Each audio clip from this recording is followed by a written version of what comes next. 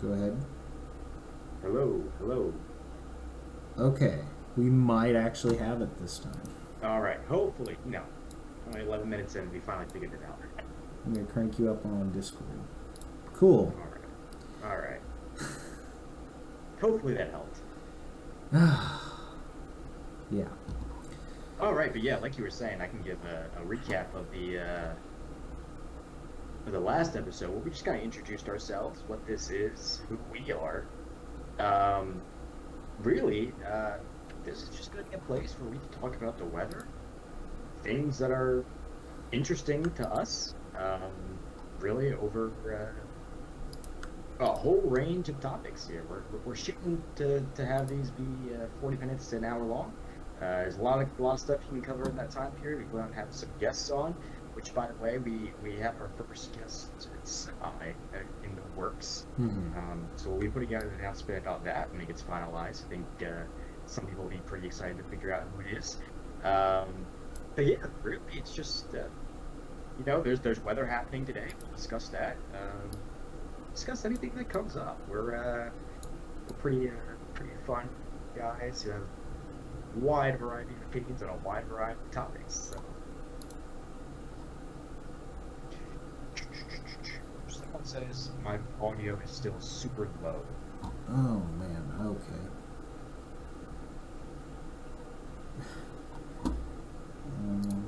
Do more on Discord. Cool. You're at 200% on Discord. Oh man.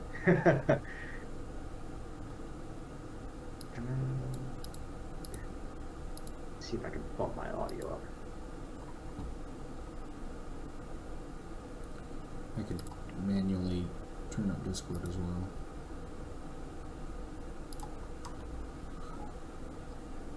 How about this? Is that any better? Maybe? Oh, that's much better. Oh, okay. It was just a crappy microphone then. Let's use that. Cool.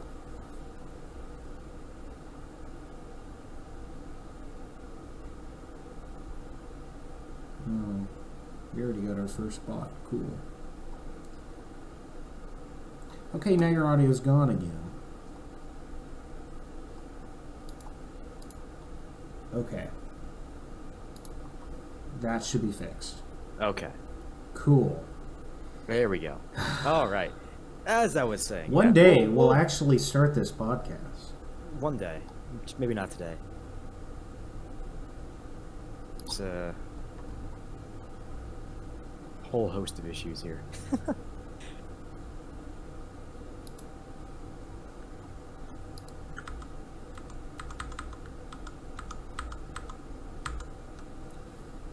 So I'm going to make All right. Looks like we're good again. Looks like we're all good.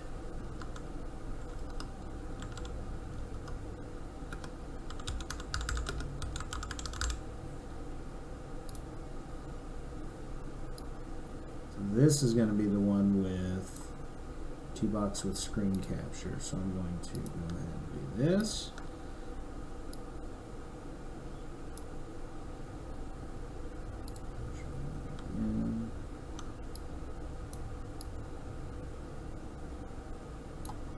And then here we will put the thing I was trying to do. If you're listening after the fact, this will probably be cut out of the Oh Apple yeah, Podcasts we're gonna and do. Spotify Oh yeah, we're gonna versions. do a. We're gonna do a whole nother. We're gonna do a whole nother take 2. Oh man. There we go. Yay. We don't want Discord. Or that. I'm gonna have some radar pulled up here for myself so I can monitor what's going on down there in the southeast. Yeah. So actually, I can't use pivotal. Let's. So we don't have the pivotal weather commercial. So we can't use pivotal. So I'm gonna have to find a government source. It's fine. The SPC is great. I was looking for. I guess I can use mesoscale.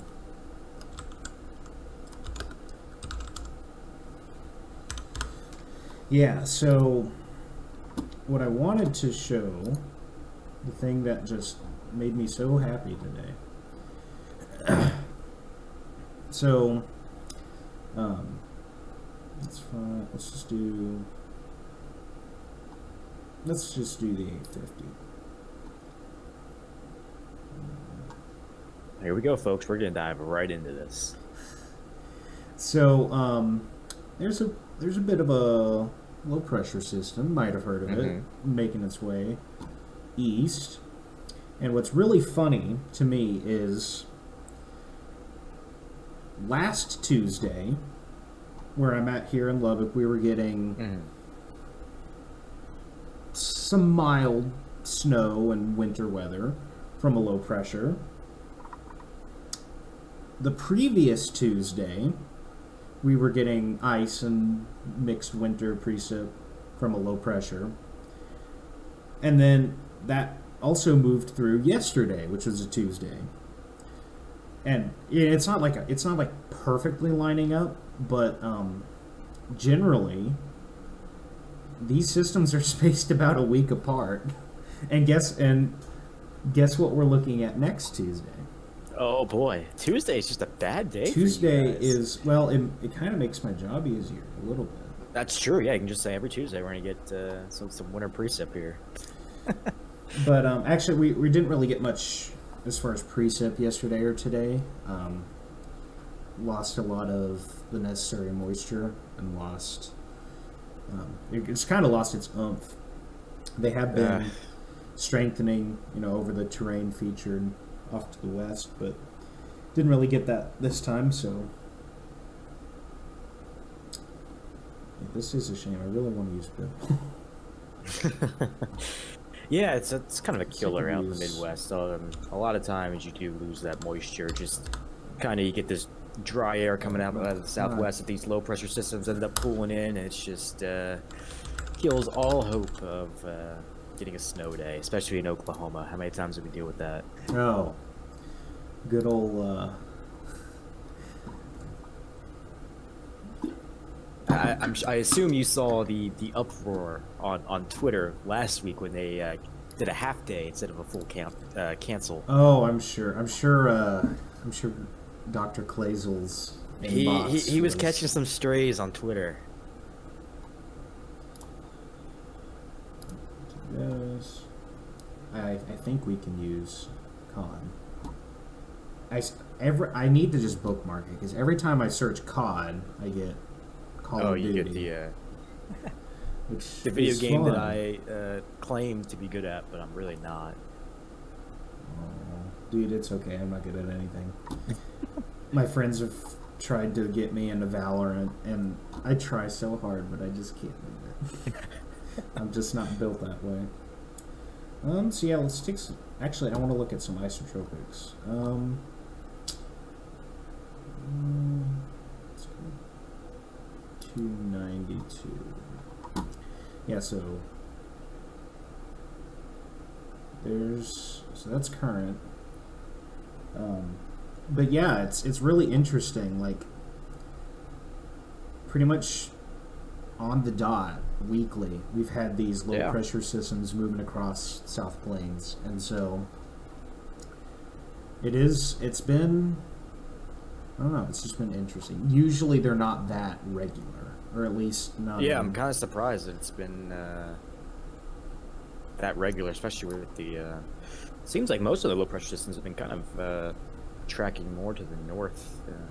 For the most part, although I haven't been paying too much attention out in the Midwest. My focus has been on the Northeast and in Canada. So, yeah, I guess maybe again on the recaps, kind of let everybody know what you do, and then I'll go over what I do, and we can. yeah.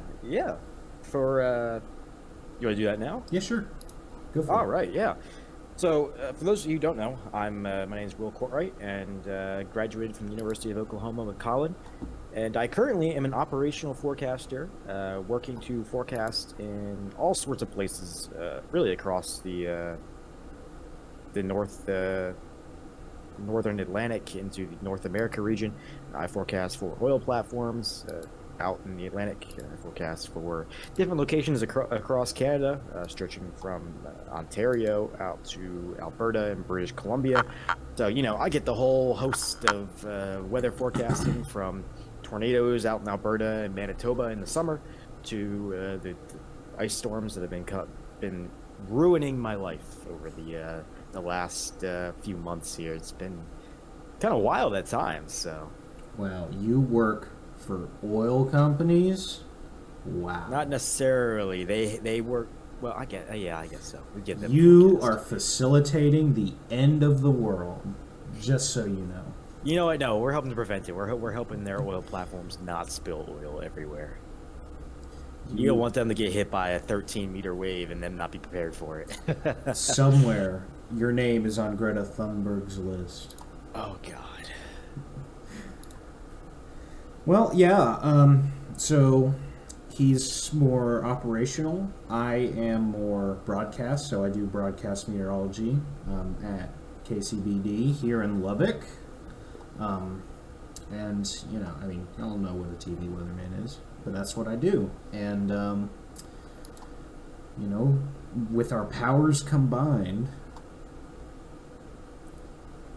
that's how it is. We got all the sectors covered. Yeah, well... Yeah, for the most part. except emergency management. We're gonna change it. Yeah, that's what guests are for. There's a guest that I cannot. We haven't talked to him yet, so I don't want to promise anything. But I don't think he would care, and he's got a really cool job. Oh yeah. Let's just say it has something to do with football. We'll leave it at that. How many football fans? Speaking of football. Uh-oh. This weekend, I got a big event coming up. You had to bring it up. Go Birds, baby. Yeah.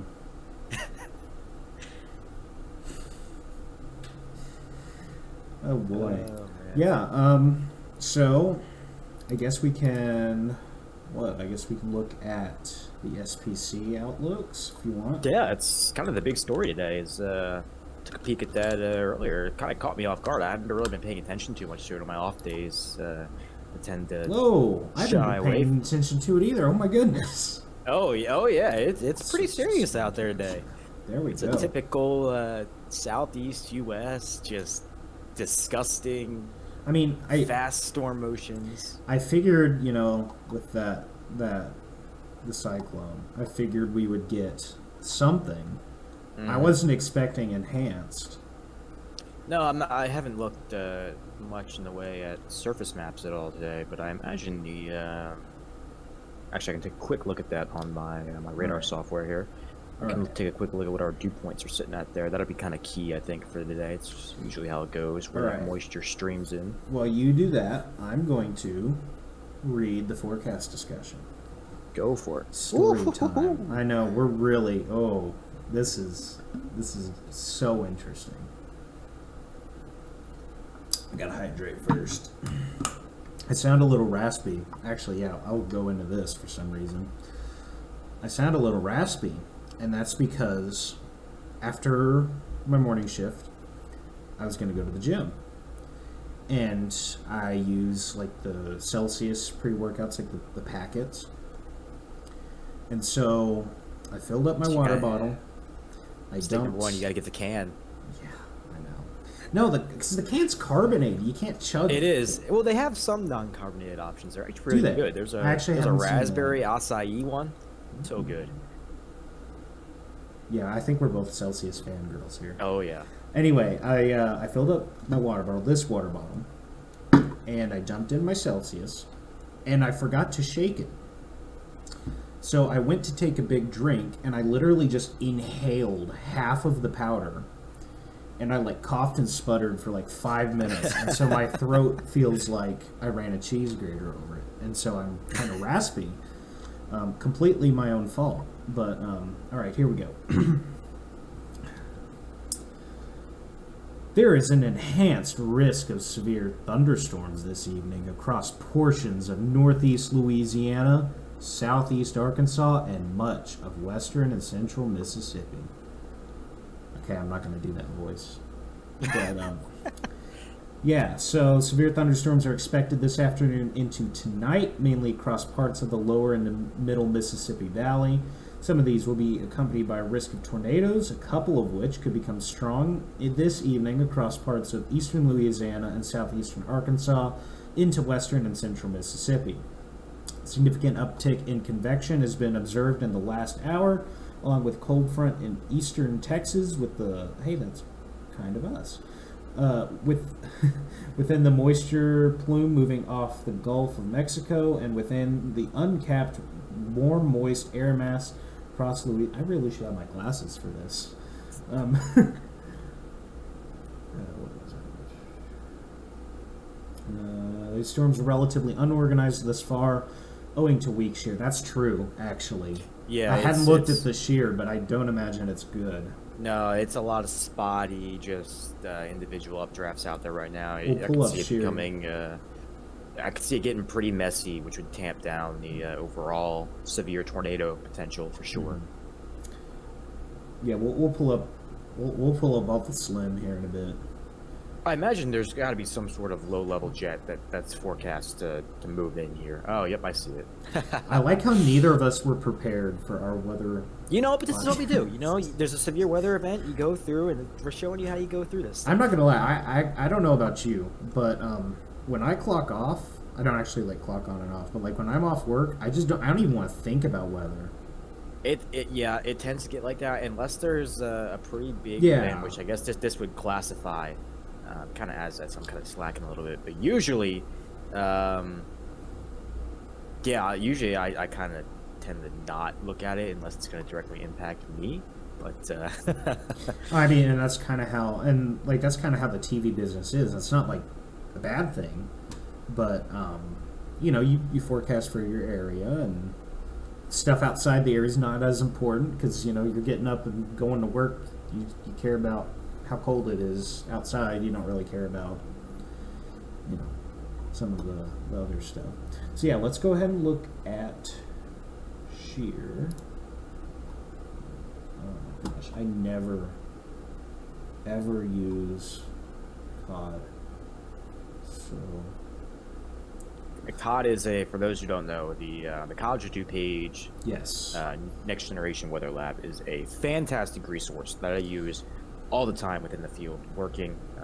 It's fantastic. well, then maybe you can most of the guide me variables because you can I never- never use COD. I like it's yeah. good. I just use it It different. is quite good. It I just is a little use bit a harder to different find some stuff. There is model data you can go look at too. I love the isentropic ascent maps. Those are fantastic. Actually, Oh, let's yeah, there's look at definitely some let's- isotropic ascent Yeah, there. let's look at the wrap actually. 500 millibar jet. Look at that. Beautiful, beautiful. Nice plant. Oh, Yeah, it's good. planted literally right over me, like directly Yeah. above me. That front's that frontogenesis is pretty. Oh yeah, let's pull that one up. I saw That'll that. be Where is it? key. If that front weakens, or even if it strengthens, that'll lead to probably an increase a little bit in the way of shear. This- What? Where is it? There it is, 700 millibar. Ah, no, wait, that's relative humidity. I mean, look at that too. Oh wait, either way. No, delta I T can't or- mention. Either way. let's just do delta Pulled up T. the dew points here. It is quite soupy there across the south. There, I'm seeing some dew points pushing close to 70. Temperatures are like 80 over 68 at the moment, which is plenty enough for severe weather there. Seems like the only concern is going to be whether or not the wind shear gets there. I think we might have to. Ooh, okay. You could also use the SPC SREF Yes. or the HREF. Actually, hang on. I've got an idea.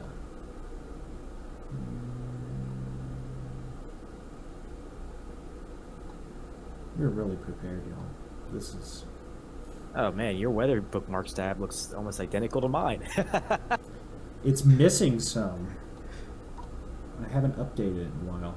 What am I? Where is it?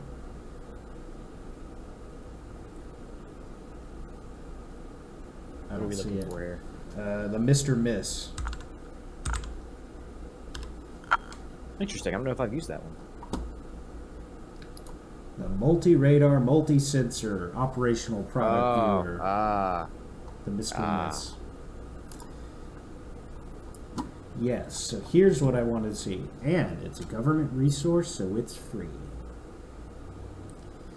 If you want to see us using not free things, please feel free to donate so we can get the good stuff. We need money to buy this stuff. We do. It's not cheap. Weather data is not as cheap as you would think, people. Especially Euro data. My goodness, you know how much Euro data costs? It's don't ridiculous. Well, and that's why you use sites that have like the nice aggregate data. Yeah. So I want to see layer thickness, and I want to see above -20. So nothing in the system there. Okay, so there's not much associated with this current bout here. Yeah, convection looks pretty shallow at the moment, overall. Do I dare?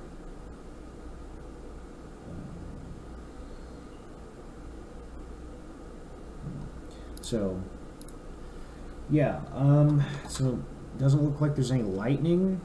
I would imagine that, I guess we can go. It's pretty mundane out there right now. It looks like the area that has kind of there's two areas that I'm looking at right now. There's northeast Louisiana has a few cells that are they are throwing off a little bit of lightning according to radar scope, but that's moving off to the northeast, south of I-20. There's a few clusters of cells there that look like they could do something. There's also a few clusters that almost look more supercellular, at least on the radar image, in, what is this, east central Mississippi? No, it's more due central Mississippi, just southeast of Jackson.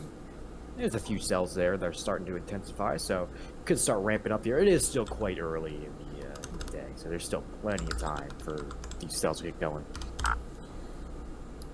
And like we mentioned, the once that low-level jet, which is just low-level winds, just a little bit off the surface, typically at nightfall with temperature changes, that tends to intensify at night, which can really, really help what we call supercells to form. And those supercells are what produce a vast majority of the tornadic threat, and even the large hail threat as well.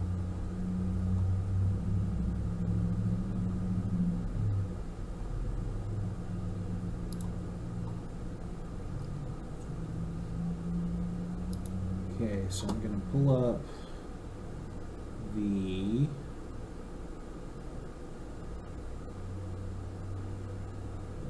band 2 over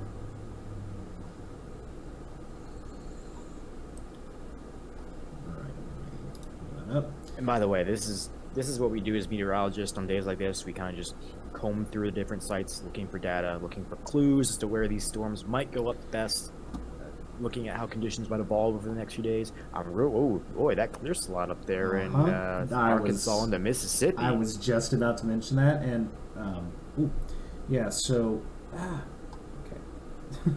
I really hate that feature that it just automatically starts. Yeah, so it looks like we got some baby mild sort of convection. Like you said, we have plenty of daytime heating left over, so we'll see. Say, despite the lack of shear, those tops look sheared. They look to a pretty degree good already. I'm sure, find it looks like they're getting ejected pretty well off to the northeast ahead of the storm. Yeah, that's not bad at all. So, surprised. For reference, there might just need to be more low-level shear then. For reference, those are the anvils that you see when you're on the ground. You're looking up, and you got your tower, and then it kind of that's the part. Yeah, when it starts to get cloudy out ahead of the storm, and the storm's like 50 miles away from you, those high-level clouds are the anvil. And what happens with those is you get the air that's at the surface. Storms are just rising air, essentially. You get that air rising, it creates the clouds, and that air keeps rising until it can't rise anymore, because the temperature actually aloft, believe it or not, actually increases after we get Yes, past the what's called stratosphere. yes, Which that all of our me. weather. Go for it. Go for it. Sorry, I got sidetracked. No, you can keep going. I gotta pull it up Okay. anyway. Yeah, most of our weather, actually all of our weather, happens within the lowest few kilometers of the atmosphere, which is called the troposphere. We are And the such temperature in the nerds. troposphere decreases as we go up in height.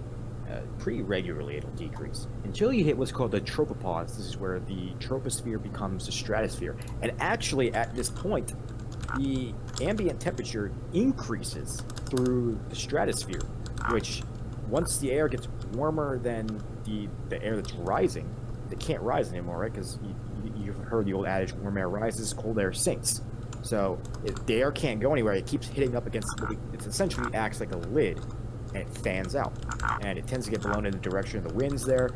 There are a few cases with very severe thunderstorms you can poke into the stratosphere, and things like that happen quite regularly, actually. And even though the temperature is technically increasing in the stratosphere, because there's less air molecules up there, it's still going to feel colder. It's not going to be like a balmy 85 degrees up there. That's not what I'm saying. It really, that dictates how tall the storms can possibly get. And a lot of times we get what's called overshooting tops, when the updrafts within the thunderstorms are strong enough that it will actually poke through the tropopause into the stratosphere, so it breaks through that lid, and then it eventually pancakes out, and you can get some pretty neat cloud formations that form off of that. All right, so the thing I wanted to talk about, which you segued so perfectly, is Mount Washington Observatory. Oh man! All right, we should be able to just let this rip. Okay. That's just a wild video. It doesn't even look like Earth. It doesn't. It looks like, okay, it's kind of cringe, but one of the reports I heard was like, it looks like Hoth from the Star Wars. It's like cringe, but true. Like, look at that. Okay, It's awesome. negative 104 wind chill. That's just unfathomable. That's just For I a can't. southern boys like us, we don't fare well in that. I think they're. Yeah, so, and one of the interesting things about that was, I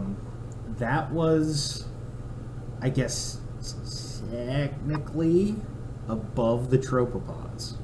It was, and I've seen some arguments that say, "Oh, it couldn't have possibly been. The tropopause wasn't that low." Even if it's just a tropopause fold, that's still pretty impressive. Well, I think it counts because It counts. It absolutely counts. I It's- saw the argument was there wasn't an increase, like a massive increase in ozone. And for those who don't know, typically the gas ozone, which protects us from UV radiation, is trapped in the stratosphere. It's where it likes to hang out. And so typically if you get above the tropopause into the stratosphere, you'll see an increase in that. But I still think this absolutely counts. Well, and that's why that you were talking about the temperature inversion when you get to the stratosphere. That's why that temperature inversion is there, is because of the ozone. So the arguments I've heard was that there wasn't enough ozone, and the other argument was mostly just along the lines of like, okay, we don't have an actual hard stop definition of the tropopause, and because we've basically defined the tropopause as, or we've basically defined the troposphere as everything, everywhere, all the weather happens in the troposphere. The fact that this is going on means that can't technically. It's a weird definitional thing. I don't think that's fair. Yeah, I mean, if you look at soundings from Mount Washington on that day, it's pretty clear the tropopause was incredibly low. Yeah. Well, okay. I mean, let me it's find only- a sounding, and you explain why a tropopause Yeah. can be high or low.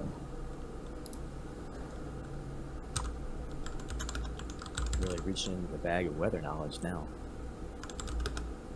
But typically, what'll happen is in warmer temperatures, that the troll paws will tend to be deeper. So, right, you can think of it very simply as the warmer a gas is, right, the more it expands. And the same thing happens in the troposphere, right? When air is warmer, for the most part, you tend to get higher tropopause values. So in severe weather, the reason you can get deeper convection, taller thunderstorms in warmer temperatures is because of that idea.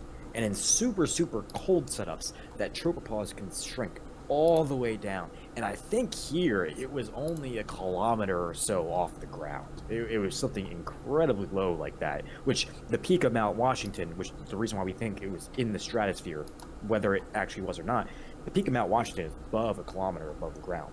Now, how deep actually is the tropopause or that interchange zone?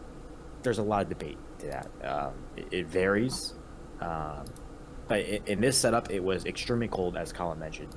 Wind chills are pushing negative 100, which is incredible to me. I can't even imagine something that cold. I imagine once you get past a certain number, it all just feels the same. Like, how could it possibly feel any colder? Well, I guess it's the same thing with heat. It can't possibly get any hotter after a certain point. So, but yeah, it that's the simplistic way to look at it. There's a lot of extra dynamics on top of that can factor into just exactly how tall or short it ends up getting. But there, like I mentioned, we have some very long equations to to describe that. No, we don't. I don't remember them. Don't remind me. Spend one podcast just reading the dynamics textbooks. It's not a fun read. It's not a fun read, folks.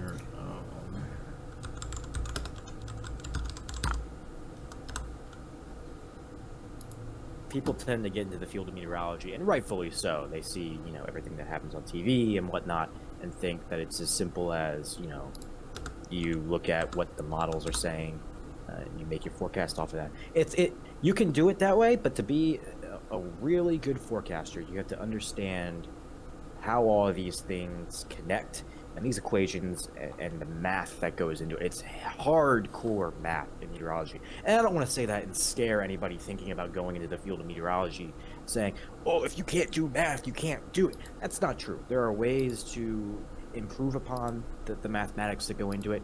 It can be scary to look at it at first. You see equations that are lines and lines long. But this is meteorology. We find ways to simplify down these equations as much as possible. There's a lot of terms that'll end up canceling out. The one thing I will say, you have to be very good at differentiation and integration. Again, I don't mean to say that to scare anyone. I know for a lot of people, math can be very intimidating if you're not good at it. But if you work at it, it is something that'll be overcome. Any meteorologist who has a meteorology degree has been through it and been able to do that. And so, with maybe some help from some friends or some dedication to improving at that craft, it can be done. I wouldn't be sitting here, Collin wouldn't be sitting here if it wasn't possible. Yes, because I am bad at math. I hate math. I never want to do math again in my life, and I made it. So man. We had to take how many math courses at OU? It was too many. Took Calc 1, Calc 2, Calc 3, and then you take physical mathematics, which is awful. It's not the most fun class. Imagine taking everything you hate about trigonometry and calculus and combining it. It's not fun. You have to have a very imaginative mind to really be able to fully grasp some of the concepts in that class. But what you learn from it goes a long way into helping with this stuff for sure. Stats is a huge part as well. Luckily, a lot of people have calculators now that can do all those statistics for them, which is quite nice. Okay. I think this is the correct sounding. Okay. I'm not entirely sure. I would guess, considering this is, well, yeah. That's look at that. that's pretty close, yeah. So that's I mean, that one. so yeah, I'll let Colin look over this. Well, surface temperature -13. Surface dew point -31. And that's in Celsius. Yes, so that's in Celsius, granted, but so typically, actually, let me just pull up like another. Let's just pull up Amarillo for that same time. So we. What? Okay. I really don't want to. Can I not? Okay, I can't. That's dumb. Anyway, so if you kind of note, everything it was dry in Amarillo. Holy cow! Well, when is it not? It's like, so everything temperature-wise decreases with height until you get to a certain point and then begins to increase. That's where, like you mentioned, you pick up all that ozone and you start having that temperature inversion. So look at where the temperature inversion is here. Like, oh man, that is super low. That might be the intense. lowest tropause I can remember seeing on a sounding. I don't know if I've seen lower. I wonder, will this be an all-star sounding for Basara's class? But the problem is, I think Basara is not teaching the class anymore. Is he not? He's retiring from teaching that class, at least. Oh no, those poor children will yeah. never know the joy of hopefully all-star Laura takes over soundings. next. Yeah. Our synoptic professor at OU would always give us soundings, and we had to analyze them and predict different parameters and what kind of weather could have been happening And it with was these soundings. Really You get some cool fun. stuff. Really fun. As someone who likes to present, I had a lot of fun doing it. No, I enjoyed the project. And I was actually very... Okay, so what was your sounding? Oh man, what was my sounding? I believe I had a blizzard in the Northeast. It was a pretty stout blizzard type setup. I'm smiling because you're going to be jealous of my sounding. Oh man, what did you have? I had Birmingham Oh, and Tuscaloosa. oh! For those who don't know, back it was in 2011. 2011, yes, 2011. April Oh boy. something. The 2011. EF5 tornado. Was it EF5? It was EF5, right? I want to make sure that sometimes they're a little weird with these ratings. Tornadoes that should be EF5s get rated a little bit lower, but EF5 Reno. massive. We don't talk about El Reno. We'll have a whole discussion on El Reno one episode. I am passionate Yes, about let's the do El it. Reno tornado. That is, to this day, April 27th. I go back and revisit the El Reno tornado so many times, looking at video and everything from that tornado. It was such an odd, it's an accident. Things like that should not happen. They should not be possible on this earth. But for Tuscaloosa, EF5 tornado, very violent EF5 tornado that was highly visible.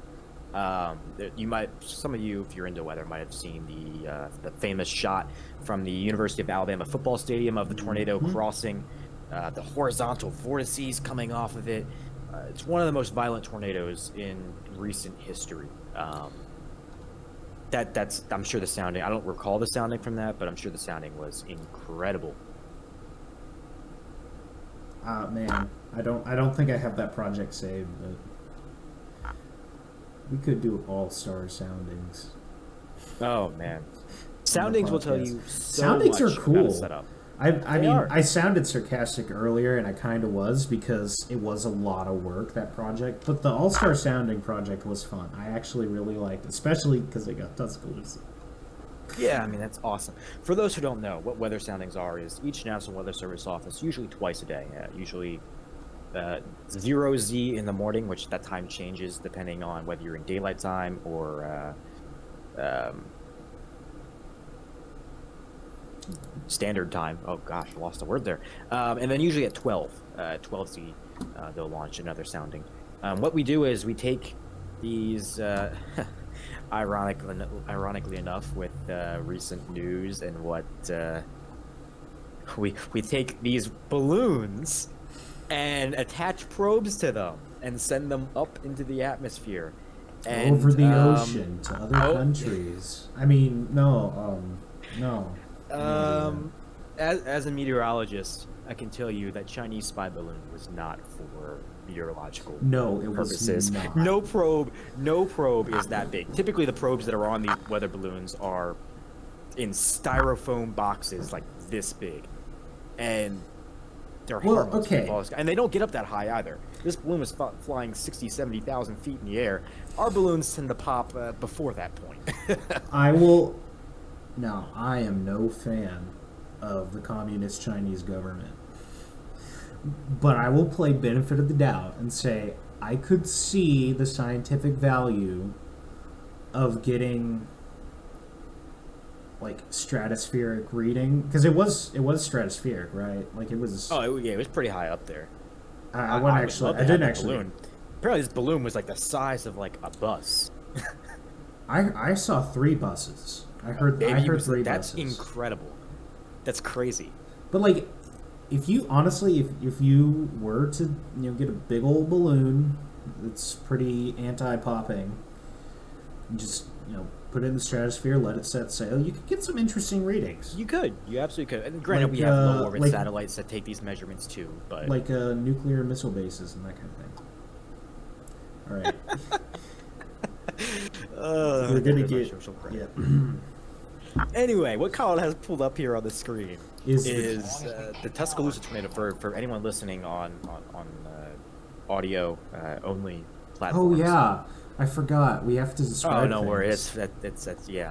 So this tornado is it's a wedge tornado, and It's an actual wedge. There's a meme. not rain wrapped. Highly visible, clear slot behind it, and you can just see that the left edge of this thing, just the rising motion on it is incredible. This isn't the best video of it. Special thanks to Jason Rosolowski, I think, for letting us watch your video. Look at that funnel off to the side there just formed.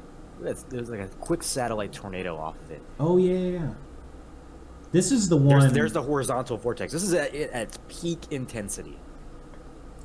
This is, I think this is the one, or maybe it was technically Birmingham, because that whole outbreak, it actually gets a little confusing. There were like, Look at that. For those who don't know, the horizontal vortices that come off of these tornadoes, that only happens with the strongest of low-level circulations. Not every tornado has that, so if you see these, you'll have the main tornado, right? And off to the side, you'll see these vortexes just shooting horizontally off of it. That shows an incredibly strong vortex there.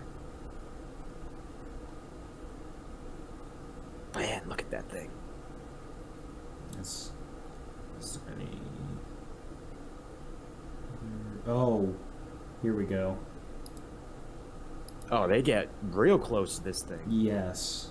It started off in the distance for everyone who can't see it. Holy cow, they're like less than half a mile away from this thing. Now, we That just jumped is- ahead in the video. That's too close. This tornado is right behind a shopping complex, and it's passing right in front of. Look at the rear inflow jet on that. They're sitting currently just to the southeast of it, and you can see the horizontal vortexes, debris getting lofted. Dude, whoa, hang on. All right, it's rewind time. What is that sliding down the street?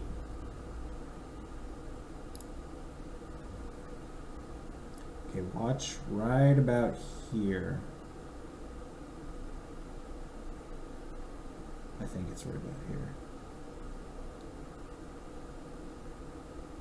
Okay, maybe I went back too far. Let's go. I went back a little too far. Man, you can really see the details in that vortex that was slowed down like this. I mean, look at the horizontal vortex forming right there. That's incredible.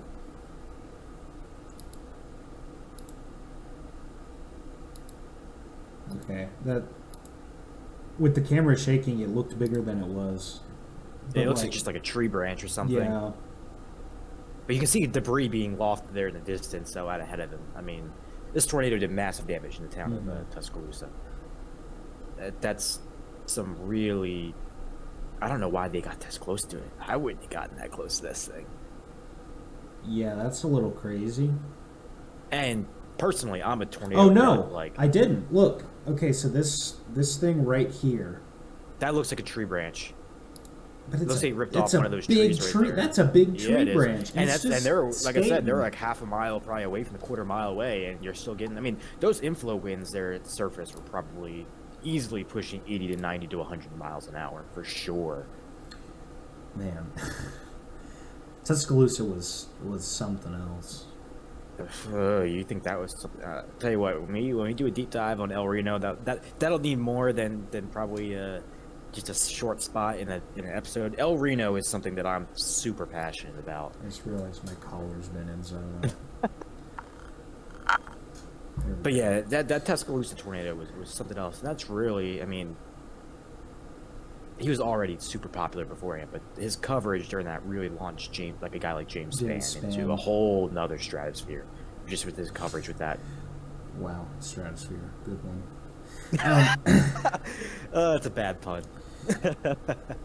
Maybe we'll do like a series where we just break down tornadoes, look at the sounding, look at the path. That'd be fun. Yeah, we could do that. It would, yeah, absolutely. Yeah, let's put that on the back burner for. There you go. Look at that. That's how podcast formation happens. Just on a whim like that. All it takes is a spark of creativity and nothing to talk about. No, like we got a lot of good stuff down the pipeline. I think. Yeah, for those who didn't tune into the first episode. Well, technically, that was episode 0. True, excuse me, episode 0. The first episode.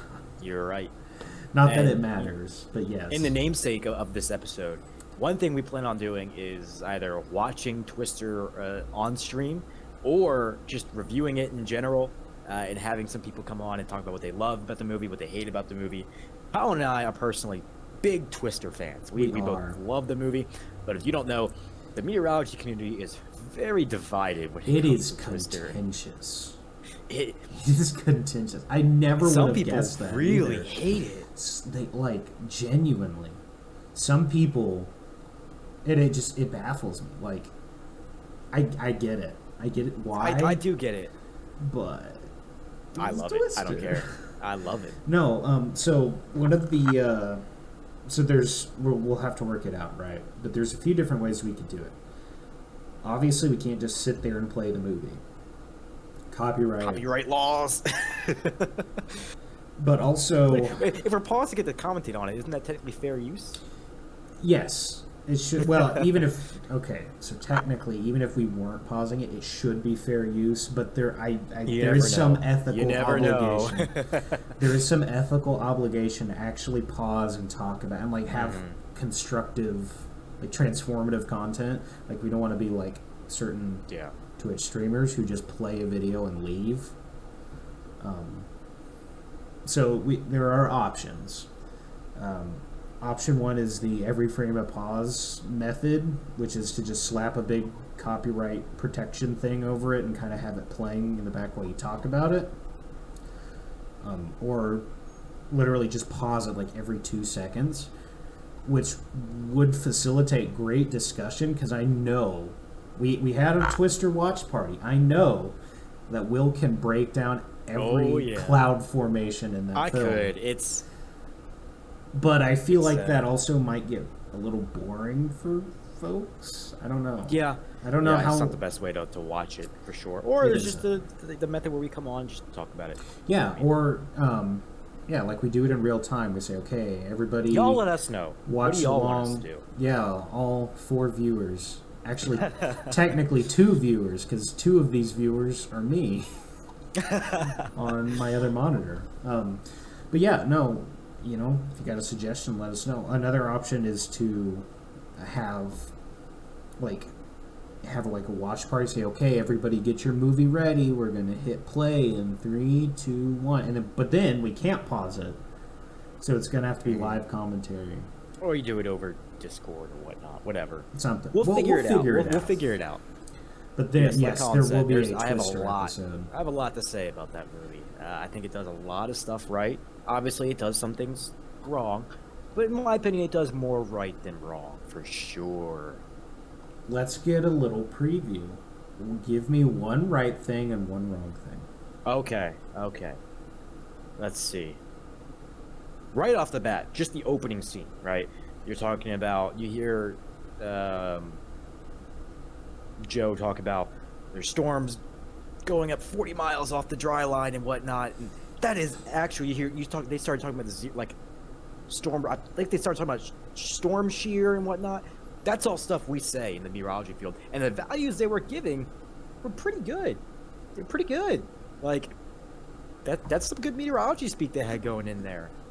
Now, the whole stuff about Bill Paxton being able to tell a tornado's changing its track just by looking at it. That's such a meme.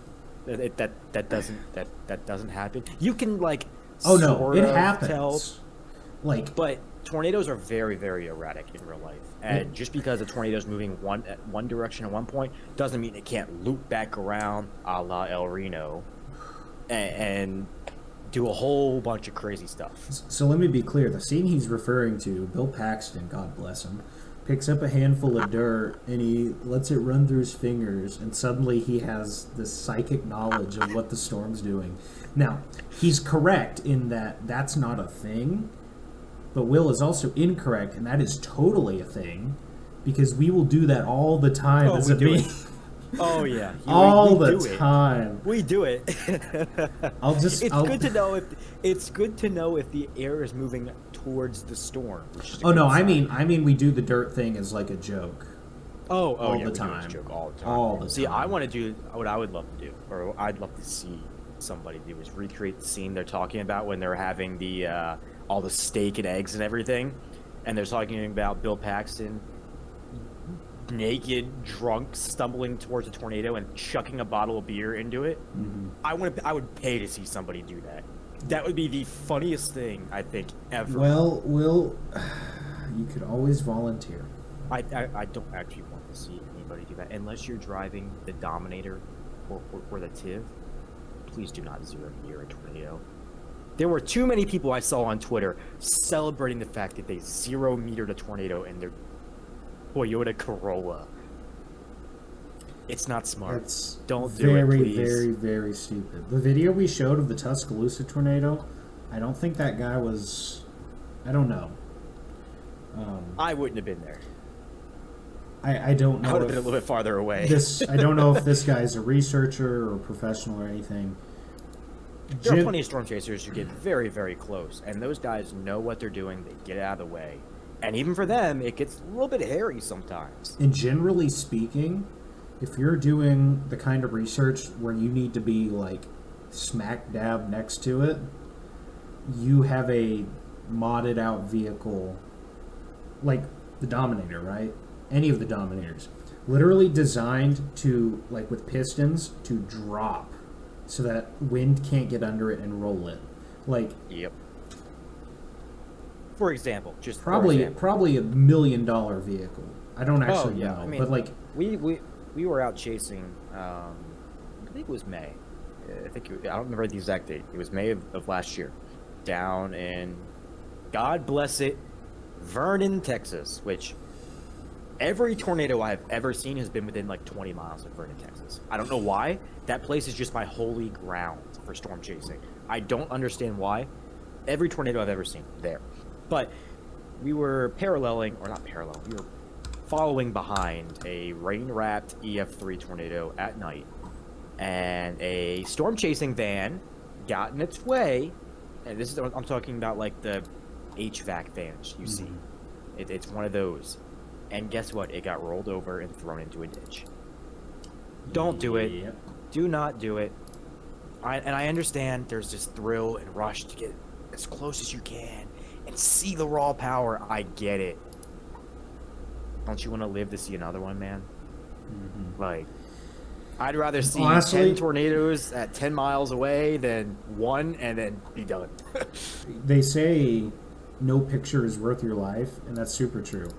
But I think it applies to data too. Like, the amount of, I don't know. I don't think there's a data set that's worth getting yeeted. No, I absolutely agree. Look, I'm not, and I know some people are going to say, well, there are plenty of big storm chasers who do that. Yeah, they know what they're doing. Reed Timmer knows what he's doing. Yeah. All right. I don't think second year meteorology student Joe Paxton knows what he's doing to the same degree. Is that? That's just a random name that I just. I was gonna say. If anybody listening is named Joe Paxton, I do not know you. I just made up that name on the spot. Oh. All right.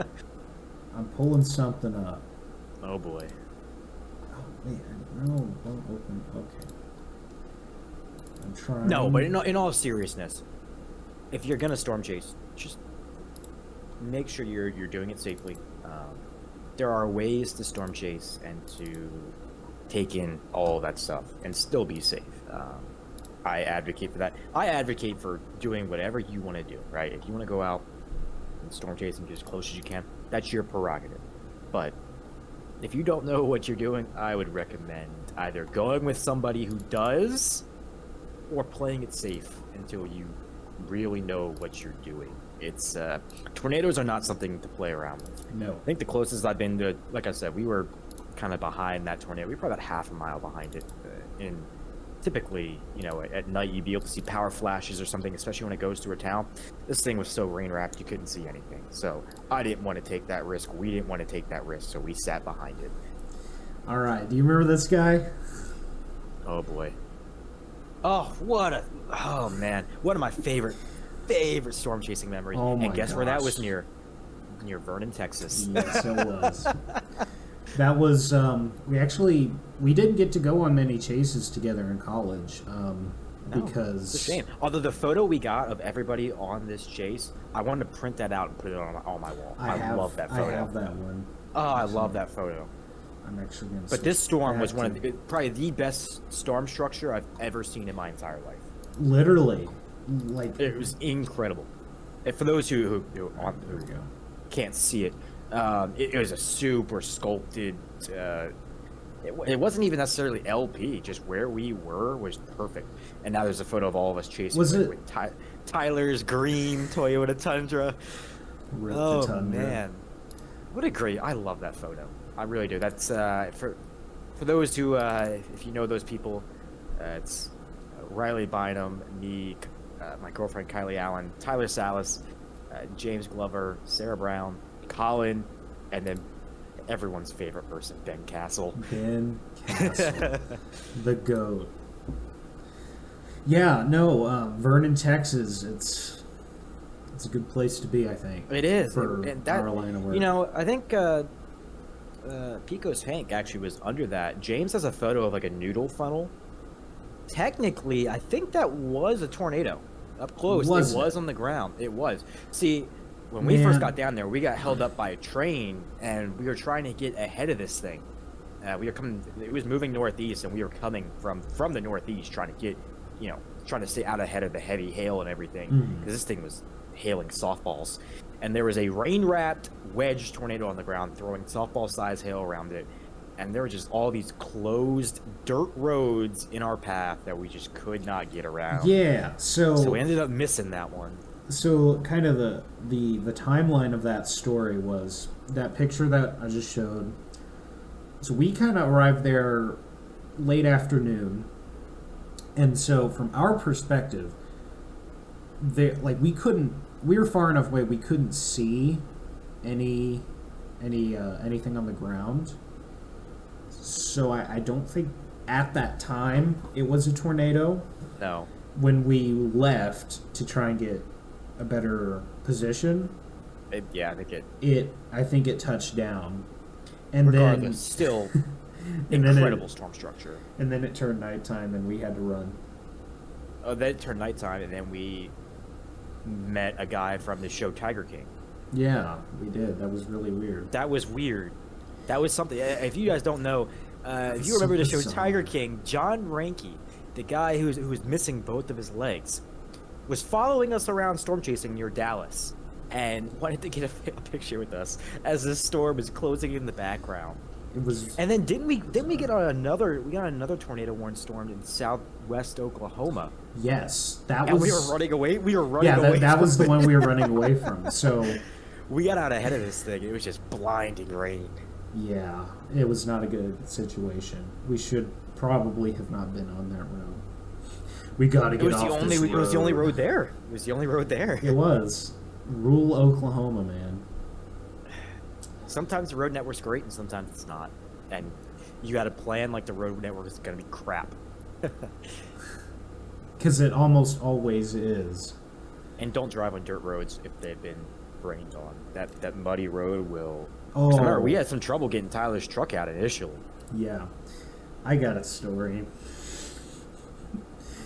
So I went storm chasing in my dad's truck. Actually, shoot, I'll just pull up the pictures. I got them right here.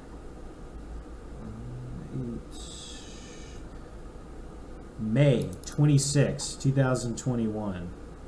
I don't actually have that many good pictures because at some point I was scared for my life and I stopped taking pictures. Alright, let's just switch to screen capture again. Alright. So, here's me. Here's the couplet. For those who can't see, he's like a mile northeast of it. And it is absolutely moving my direction. So, here's the story.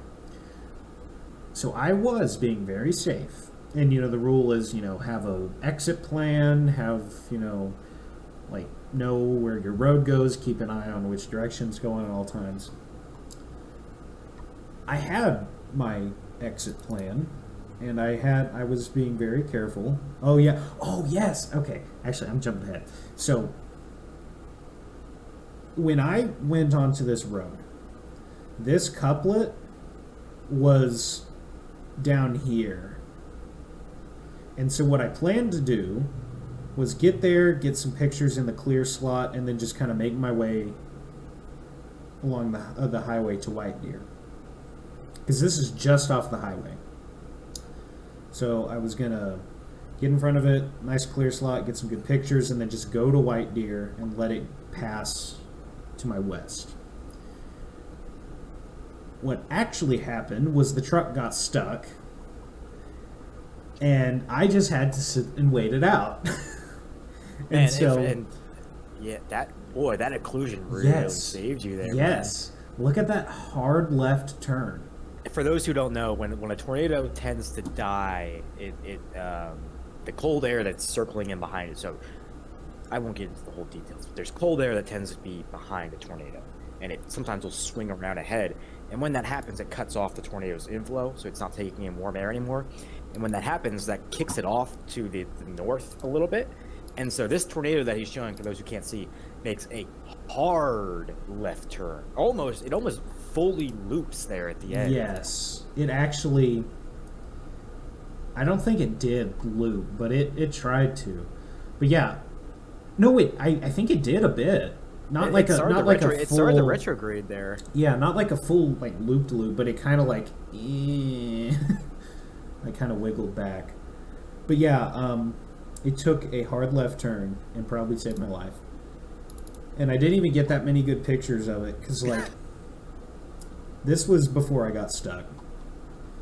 But look at the coloring on that. Yeah, it's great. And West Texas is such a great place to chase when it's not. Beautiful, big, open plains, no hills, no trees. Except the last time I went there, it was just Mars. So this is the road. This is the infamous road right there. And boy, it's a nice LP system. Yes, it was very low precip. Oh yeah, there's a good. underneath I got while I was praying for my life. I got some other... Yeah, so this one, unfortunately, it funneled, and it didn't... I couldn't see any ground circulation, but it did go on to actually touch down. Nice. Of course, I wasn't there to see it because I was stuck. Yeah, and then my uncle came to pull me out in his truck, and his truck got stuck, and we ended up having to get pulled out by a farmer in his big old tractor. That's the thing. Storm chasing out in the plains, man. You would think people would be like, "Get off my land." No, everyone's so nice. They really are. It's really. I mean, every time I've gone in storm chase, we'd be stopped on the side of the road, and someone, without fail, will pull up. Y'all boys need any help? No, No, we're sir. good. We're just watching the storms today. Oh, it's a storm day, huh? Yes, sir. Go home and be safe. Yeah, the giant anvil in the sky is a dead giveaway. Yeah, so that was. I'm gonna cork it. I'm gonna save storm chasing stories. We will have a full we'll have a good story time one day. We need to write these ideas down before We do. forget. We really do. Yeah. We're gonna get to an episode. We're not gonna know what to do, and There we go. it's gonna be like an August doldrum day, where it's just like high pressure and nothing going on. It's like, hey, the forecast is it's hot, and it will continue to be hot for the next week. Yeah. So we'll tuck these away. Better in here, man. It's been cold here. As someone who grew up in the South, for those who don't know, I grew up in Jacksonville, Florida, and then went out to Norman, Oklahoma. The cold here sucks. I currently am in State College, Pennsylvania, and it's certainly a change for me. I can't wait to move back out west, man. I'm telling you, it's gonna happen. Well, we're at the hour 16 mark. I think like 20 of that will be cut out because of the audio issues. But I think it might be a Good good place place to cut call it it. here? Yeah, All right. we've given a solid first entry. I think Yeah, absolutely. we brainstormed some ideas. We looked at some maps. Yeah. So our There'll be more, our science credentials in check. better structured video podcasts coming up soon. Yeah, Once there's more stuff to talk about. Today, the severe weather hasn't materialized yet. It hasn't really been anything in the past. So And we're, first episode, we're still learning. As obviously with the whole audio thing, we're going to work on that.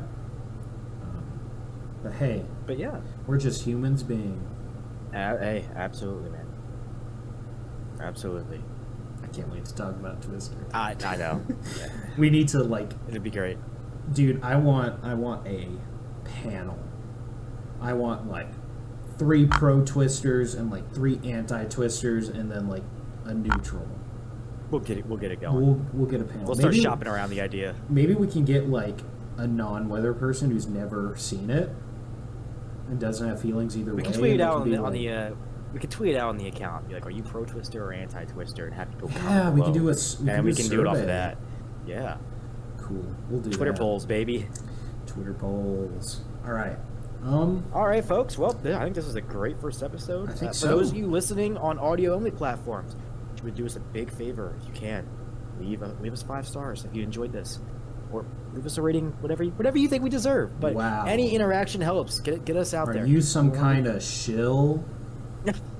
No, never. Speaking Never. But, of, I want to get our name out there. I want to have a nice big community here. People can come talk about weather, talk about anything. We're gonna be talking about a whole host of issues. yes. And you know what? My turn to be a shill. We got our social medias up at the top. Go follow them. We tweet out and Instagram out updates on our episodes. I'm going to try to, I think between the two of us, each running the account, I think we can just become more active in general. Absolutely. General discussions and stuff. And also, please, share. I know that you know somebody who is a weather nerd. So, send them our way because we got big plans. Obviously, we've been talking about them. Yeah. You have But- ideas for things you want us to talk about, want us to cover? Hey, Shoot us a Yeah. DM. You know, I think the leave a comment. Leave a comment on YouTube, Twitch, under the Twitter, Instagram, anything. We'll yes, read it. and we actually check comments too. It's We not do. like we actually check. We don't have a comments. team doing this for us. This is us. This is us too. Yes, and you know, if you feel inclined, please consider supporting. All that. The link to the Streamlabs page is somewhere, but you know, like I said, there's different data tools we want to use, like the commercial license for Pivotal Weather. I want to get GR Analyst. But that stuff costs money, and right now I have. Now you mentioned I have GR Analyst 2. I don't have the new one though. you know I was gifted. I was gifted. gifted. Were you by chance gifted it by Collin with one L? Perhaps. You know, it was funny. He also gifted me one. You know, he's such a generous guy. The fact that he paid for both of our GR analysts. It's We a better great tool. stop. We It's a better great- end the it's a great stream. tool. End the stream. End the stream. Goodbye, everybody. Seriously, please follow us on our socials, and you know, share this with anybody you think might be interested. We're not just going to be nerds the whole time. I promise. No. We'll do some explaining and learning, and you know, I think we'll all come out of it with some more. Heck, I think we're both country music guys, right? There's some good country music coming out this year we can talk about even too. Did you say this year? Oh, I mean, there's good country music all the time, but I'm not a fan of modern country. no, you're not No, not a I'm not. Morgan Wallen guy, huh? Actually, I haven't listened to much of him. Man, I'm just Big not a Morgan fan of. guy. I get it. Some guys are into the older stuff. Like, I hear Florida Georgia Line come on sometimes in various places. Okay, I'm not a huge. Yeah. See, we can get Austin to come on for an episode like that. Talk about country music Yes. and weather. We got to get Austin. We'll get him Yeah, on. Austin would be great. Yeah. So that's it. Good.